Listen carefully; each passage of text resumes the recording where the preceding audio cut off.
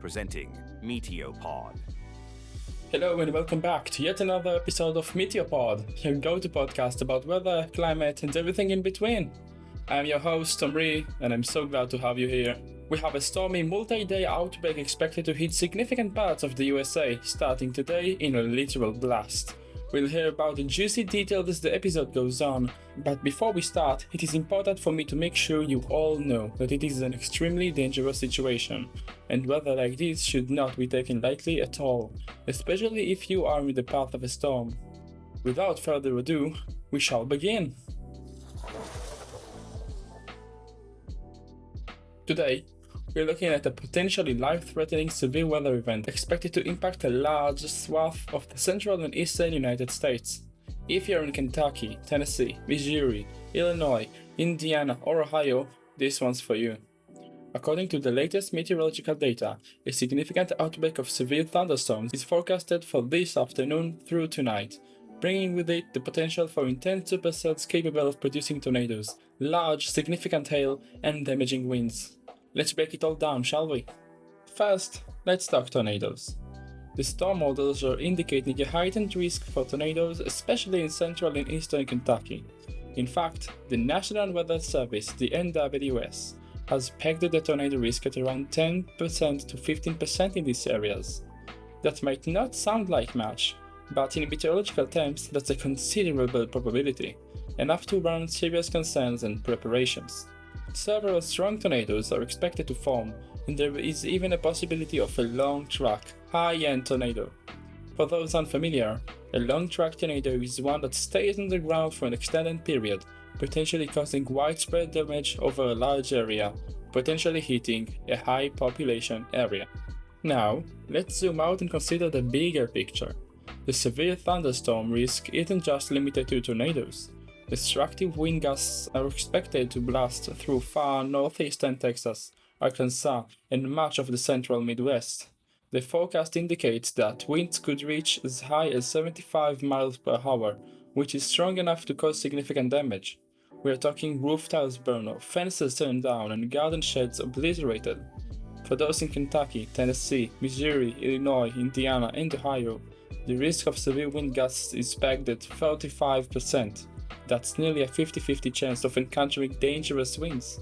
And for those in West Virginia, Arkansas, and neighboring states, there's a 30% chance of severe wind gusts. Again, a substantial threat that should not be taken lightly. And then there's the hail. The forecast for hail is particularly alarming. We are looking at the potential for hailstones ranging from 2 to 4 inches in diameter. That's about the size of a baseball. At those sizes, hail can shatter windows, dent vehicles, and cause serious injury to anyone caught outside without adequate shelter. According to the GFS model sounding, a meteorological tool that analyzes wind direction, humidity, and temperature at different atmospheric heights, there are 47 loose matches for significant hail in the storm's projected path. In layman's terms, that means there's a strong likelihood of intense hailstorms through the affected area. Let's dive into the technical side of things, which may bring us more information. Meteorologists are paying close attention to CAPE, convective available potential energy. In essence, CAPE measures the amount of energy available for storm formation. The higher the CAPE, the stronger the potential for severe storms. In this case, CAPE values are extremely high, indicating that the atmosphere is primed for explosive thunderstorm development. Additionally, we are seeing strong wind shear, a situation where winds at different altitudes blow in at different directions. This creates a spinning effect in the atmosphere, which can lead to the formation of supercells, powerful rotating thunderstorms that can spawn tornadoes. Combined with a weak capping inversion, that's the atmospheric lid that can suppress storms development. The conditions ripe for intense storm formation, including high-end EF3 and EF4 tornadoes, as stated in the sounding. Let's talk about preparation. It is always important to prepare, be aware, and be vigilant. The key message here is not to be caught off guard. Have multiple ways to receive weather alerts, whether from weather radios, smartphone apps, local news broadcasts, or local meteorologists, and do not rely solely on outdoor alarming sirens. Sirens can fail. They might not be audible indoors, and they often go off too late. You want to be alerted as early as possible, especially with a storm system of this magnitude. Another crucial point: misinformation. In times like these, rumors and false information can spread like wildfire. Stick to trusted sources for weather updates, such as the National Weather Service, the NWS, the NOAA, the National Oceanic and Atmospheric Administration, local meteorologists, and official emergency management agencies. Sharing unverified information can cause unnecessary panic and confusion, hindering response efforts. Finally, let's address what should you do if a tornado warning is issued in your area. And let me take this opportunity to talk about the difference between a tornado warning and a tornado watch. A tornado watch means that there are all of the ingredients for tornadoes to form in your area. Picture it as a taco. If you have a table with a taco shell, with tomatoes, with a sauce that you like, with some other vegetables and meat, you can say, well, these are all of the ingredients that I needed to make a taco, which is like a tornado watch. The ingredients are there. Once a tornado warning is issued, it means that a tornado is on the ground. Let's go back to the taco example. If you take and combine all of the ingredients I've mentioned and create a taco, you have a taco. How nice! This is exactly like how a tornado warning works. All of the ingredients have combined to make a dangerous tornado heading towards your general area, and that's a tornado warning. If you're at home, move to the lowest floor of your house, ideally a basement or a storm shelter. Stay away from windows, cover yourself with a mattress or heavy blankets, and protect your head. If you're in a vehicle, do not attempt to outrun a tornado. Instead, seek shelter in a steady building. If no building is nearby, lie flat in a low-lying area and cover your head with your hands. For those in mobile homes or temporary structures, make arrangements to stay with friends, family, or a designated shelter. Mobile homes are especially vulnerable to high winds and tornadoes, and can be flipped or destroyed even by wicker twisters, especially if they are not anchored.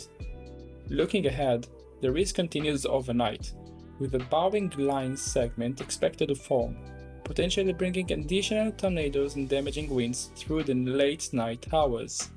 This is not the time to let your guard down. Nighttime tornadoes are particularly dangerous, as people are often asleep and less likely to receive timely warnings. This is why I recommend getting a weather radio, because the weather radio stays quiet during the day when there's no active weather watches, no active weather warnings, but as soon as one gets pinpointed by the NWS and your local meteorology office, the radio will alert you, even if you're asleep. It is a very important tool to stay safe, especially at times like these, especially now at late spring when storms are becoming more frequent and before the hurricane season. Even if you're not living near the coast, the hurricanes can have a significant impact on you. Let's talk about staying prepared and staying safe. When severe winter is on the way, it's essential to have multiple ways to receive alerts. And no, sirens alone are not enough. Sirens can fail. They might not be audible indoors, and they are often the last line of warning, just as I've said. Instead, use a combination of methods: weather apps, TV broadcasts, and a reliable weather radio.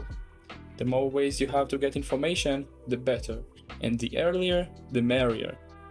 Stay informed by following trusted weather sources like the National Weather Service, local meteorologists, and official emergency management agencies. But here's a crucial point: be mindful of misinformation. In times of severe weather, false information can spread quickly. Sharing unverified updates can create confusion, amplify fear, and potentially put people in danger. So, before you share that alarming post or tweet, make sure it is coming from a credible source. Staying calm and informed can make all the difference in an emergency. I trust you. So, what's the bottom line here? This storm system has all the ingredients for a major severe weather outbreak: tornadoes, destructive winds, large hail, and intense supercells. Be proactive. Have a plan. Stay informed. And above all, take these warnings seriously. We will continue to monitor the situation and provide updates as they come in. Speaking about updates, if you happen to have the social platform Threads, I am on Threads and I provide real-time updates about storms, about radar images, about recent weather news. If you happen to be interested in hearing more about weather and deepening your knowledge, please get into Threads and type Omri, Meteomri. This is my username on Threads. I often reblog posts of my meteorological friends, and together we make the platform more science-friendly, more weather alert, and we believe that we make the world a safer place. Stay safe out there, everyone. Let's jump from the USA straight to my local area, Israel and the Middle East, and talk about Sharav Lows. What are they, and why are their severity increasing? For those who might be less familiar, Sharav Lows, sometimes called heat lows, are low-pressure systems that develop over the desert regions, especially over the Arabian Peninsula and the Syrian desert. These systems drag hot, dry air from the desert into the surrounding areas, often causing intense heat waves combined with gusty, dusty winds, classic Sharav conditions. A Sharav is a period of extremely hot weather, mostly short-lived, of about a day or a few days, but it can be longer and cause severe drought and dangerous living conditions, as well as harming infrastructure, the electricity grid, and putting a toll on the water systems. What's particularly interesting and concerning this year is that we are seeing a significant uptick in the frequency and intensity of these Sharav lows compared to last year. Meteorological data indicates that Israel and the neighboring countries have experienced more frequent incursions of these heat lows during the spring and early summer months than we have seen in recent years. Last year, for example, Sharav events were somewhat more sporadic, with fewer days of extreme heat and dusty conditions, and when those happened, they happened at or right before the meteorological summertime. This year, however, early analysis suggests that the combination of climate variability, climate change, and broader atmospheric shifts has created a pattern more favorable for these heat lows to form and persist, even at early and middle spring, such as April and May. While in the past years the Sharav lows were occurring in the summer, once per 2 weeks or so, this year they occur almost on a weekly basis, starting as early as in the spring. And the result? Longer lasting heat waves, record high temperatures, and more days where dry and gusty winds sweep across the region, reducing air quality and increasing fire risk. These Sharav lows also interact with regional weather patterns in complex ways. For example, their hot, dry air can sometimes suppress rainfall, exacerbating drought conditions in already water-stressed areas. On the flip side, when these lows weaken or shift, they can set the stage for sudden thunderstorms, sometimes quite severe, when moist air moves back in, and sudden strong winds can further damage properties, furniture, and deteriorate air quality. Looking forward, climate models suggest that as global temperatures continue to rise, we may see an increase in both the frequency and strength of Sharav lows over the Middle East. This raises important questions for local agriculture, water management, and public health in general. For those living or traveling in the region, as well as other climatologically similar regions, it's essential to stay informed during Sharav conditions. Hydration, minimizing outdoor activity during peak heat, and being aware of fire hazards are crucial safety steps. We will continue to monitor these developments and bring you updates as the season progresses. It is not very hard for me. I live through it, and I have my own mini weather station equipped with everything I need to make predictions and forecasts. For now, let's keep cool and stay safe out there. Both the guys from the USA with their severe storms and both the guys from the Middle East with the warm, hotter than ever climates. This is all for today. I hope you enjoyed this new episode, and I'm sorry for the rather sporadic updates. I'm dealing with final exams, and as soon as they are over, I am all meteorology.